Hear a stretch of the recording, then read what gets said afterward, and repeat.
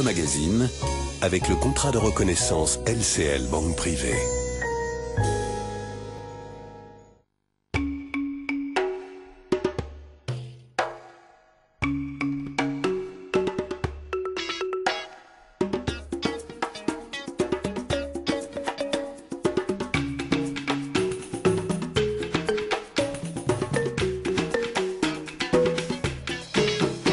Bienvenue dans toutes les France. Au-delà de l'électrochoc provoqué par l'affaire DSK, quelle différence entre les procédures françaises et américaines et pourquoi la justice américaine semble-t-elle mal perçue en France aujourd'hui?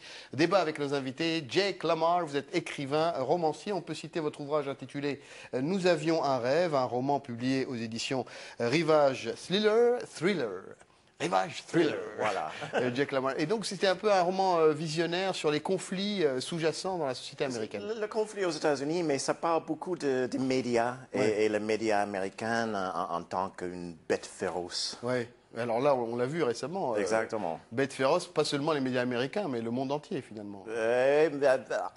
Il y avait une contagion et en fait, le média français était forcé de montrer les images diffusées d'abord aux États-Unis. Mais aux États-Unis, c'est complètement normal. Merci Jake Lamar d'avoir accepté notre invitation. À vos côtés, Abigail Sagui, vous êtes professeur de sociologie à UCLA, qui est l'Université de Californie à Los Angeles. Vous avez publié un ouvrage intitulé What is Sexual Harassment? Qu'est-ce que le harcèlement sexuel? From Capitol Hill to the Sorbonne. C'est un ouvrage publié aux éditions des presses de l'Université de Californie. Merci Abigail Sagui d'avoir accepté notre invitation. De l'autre côté du plateau de toutes les France, Fabrice Schmitt, vous êtes avocat au barreau de New York et de Paris. Vous êtes non seulement avocat d'affaires, mais également avocat pénaliste. Merci d'avoir accepté notre invitation.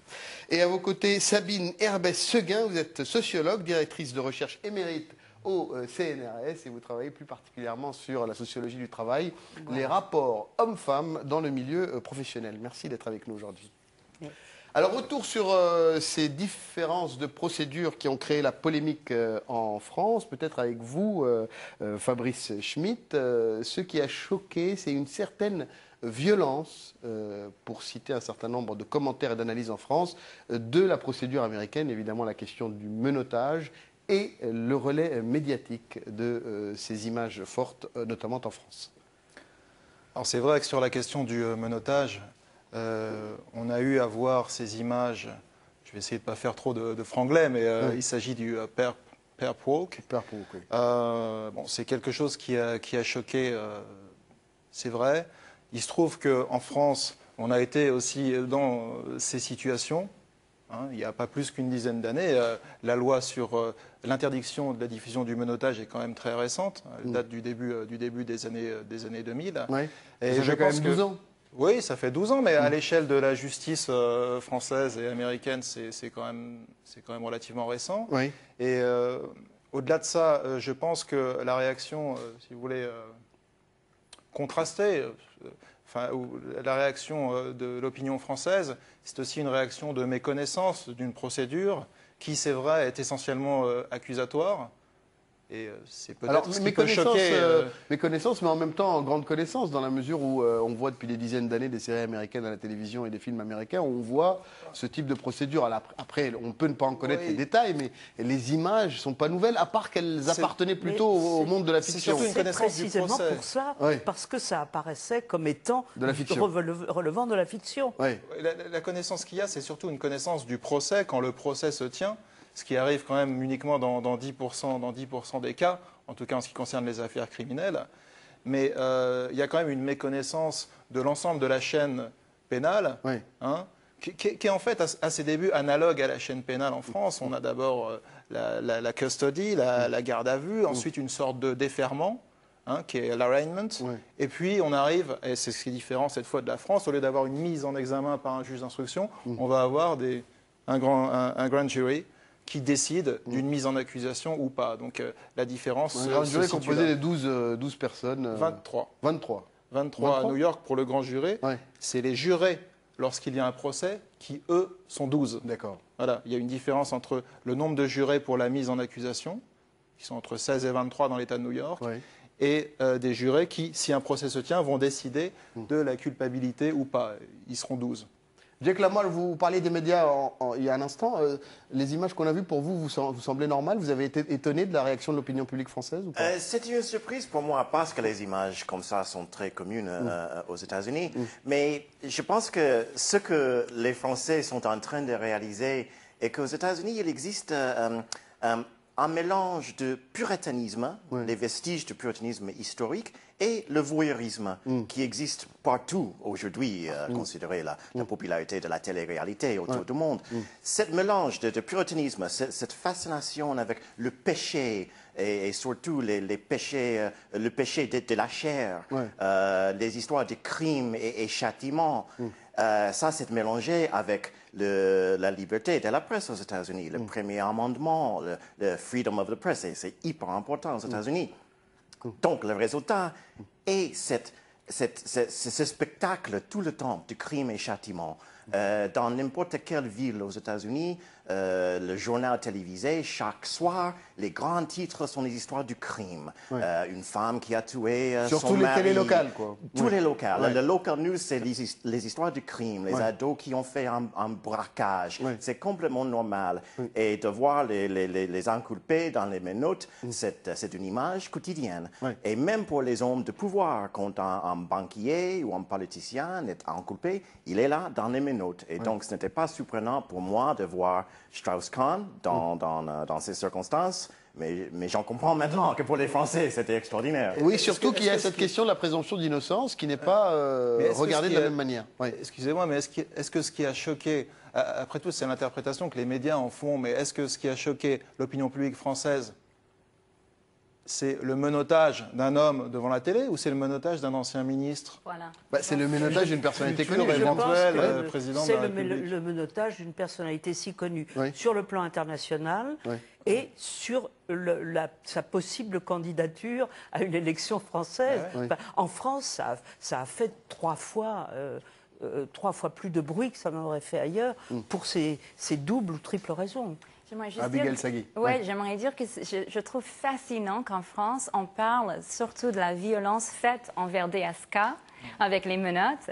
Et on a une tendance à complètement oublier la violence faite à la victime. Mais parce qu'on ne parle pas de la violence par rapport au crime en tant que tel ou au crime présumé, on parle de la question, de la manière de montrer, surtout qu'il y a, vous allez le confirmer, M. Schmitt, une loi française qui interdit de montrer une personne. Voilà, mais justement, c'est intéressant que toute l'attention est portée là-dessus, alors que là, on a une très bonne occasion à vraiment réfléchir, à s'interroger sur les violences faites aux femmes au travail, ou en dehors du travail d'ailleurs. Et c'est vrai que la jeune femme était sur son lieu de travail. C'est une très bonne occasion de réfléchir là-dessus. Ça n'était pas dans un contexte de... Enfin, c'était pas dans un contexte de travail. Toute l'affaire a été tellement présentée dans un brouillage au début. Alors pourquoi parce que... semble-t-il, moi je ne connais rien à l'affaire, cette femme de ménage n'aurait pas dû être seule. Elle travaille à deux, paraît-il. Un homme de ménage, je pense, est sorti de la pièce au moment où il est entré. Il a dit « il n'y a personne ». C'est ça en soi. Ça, c'est surprenant et c'est un. Alors ça, évidemment, l'enquête va le démontrer. L'enquête va le démontrer. Une longue procédure, mais de toute façon, rien n'est parti sur le rapport, au travail. C'est pas du tout. C'est complètement décalé par rapport à. Alors, revenons juste sur les questions de procédure, Fabrice Schmitt. Alors, il y a cette question de la procédure accusatoire américaine. En quoi elle est vraiment fondamentalement différente de ce qui pourrait se passer en France? Bien, en France, vous avez une procédure qui est inquisitoire, avec un juge d'instruction, dans le cas d'une mise en examen, alors pour une infraction quand même assez complexe, un minimum complexe, et le juge d'instruction va instruire, en théorie, à charge et à décharge le dossier. On est dans une situation différente d'une procédure accusatoire, qui est la procédure américaine, qui est une sorte, pour l'État de New York et les autres États, de poker où les preuves vont être... C'est sur le vont fondement être... du témoignage de la jeune Ouais, femme. c'est sur le fondement du témoignage, mais il y a aussi la police scientifique. Enfin, il y avait une Special Victims Unit qui était en charge du dossier, donc ils ont dû prendre des analyses ADN, ils ont dû passer les murs au peigne fin. Bon, il y a tout ce qu'on appelle forensics evidence, donc Tout ce qu'on voit dans les les séries. clients de quoi. l'hôtel aussi. voilà, les clients de l'hôtel ont dû être interrogés. Donc tout ce qui est preuves techniques qui ont été réunies. Et la différence fondamentale, c'est que le défendeur, lui, il se greffe pas sur un juge d'instruction qui va faire le travail. C'est à lui de prouver son innocence. Ouais. Mais c'est aussi à l'accusation de prouver sa culpabilité. Et c'est vrai que ça pose un problème nécessaire d'argent, puisque plus on a de moyens, plus on peut avoir d'avocats, mais également plus on peut avoir excusez-moi, parce que j'ai le mot en anglais. Ouais, Alors, vous pouvez le dire en anglais. Je ne veux va... pas faire de franglais. Non, mais ici, si, on va le traduire. Plus il aura de private investigators. Ouais. C'est le cas pour DSK qui a embauché une firme donc, qui va faire l'enquête à l'envers. Ouais. Et plus il pourra se payer d'avocats. Ouais.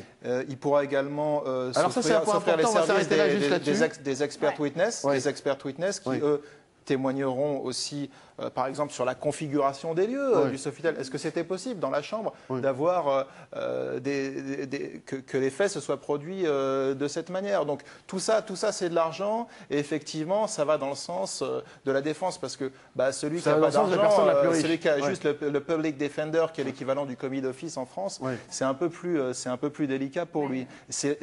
Et la même question se pose pour la caution et la sortie de prison. Absolument. Alors, il y a un peu une externalisation, je pensais à ça, il y a une externalisation un peu de la justice qui fait que vous avez de l'argent, vous allez gérer vous-même, ça va coûter moins cher aux contribuables de l'État de New York. Alors c'est cette contradiction qui est aussi pas toujours bien comprise. D'un côté, on a l'impression que cette justice américaine va défendre les plus faibles, et on l'a vu parce que le témoignage de la jeune femme a tout de suite fait foi et a entraîné l'inculpation de Dominique Strauss-Kahn. Mais de l'autre côté, c'est une justice qui permet aux plus riches de s'en sortir plus facilement. Absolument. Alors, et je voudrais dire aussi qu'il y a aussi une différence qu'on n'a pas encore évoquée entre les deux systèmes, c'est que notre standard de preuve aux États-Unis est beaucoup plus fort qu'en France pour le pénal, non pas pour le civil. Parce qu'au pénal, il faut que le jury doit décider que la personne est coupable au-dessus d'un doute raisonnable, beyond a reasonable doubt. Ouais. Enfin, la raisonnabilité est un concept très flou quand même. Au-dessus d'un doute raisonnable, c'est vraiment une preuve très très forte. S'il y a le moindre de doute, il faut dire non coupable. Alors qu'en France, c'est dans la conviction intime du magistrat. Ce n'est pas pareil. Pour les assises. Maintenant, ce n'est pas le même standard au civil. Alors, on a vu dans le cas de O.J. Simpson, si vous allez peut-être vous rappeler, O.J. Simpson qui était accusé de meurtre de son ex-femme, on l'a trouvé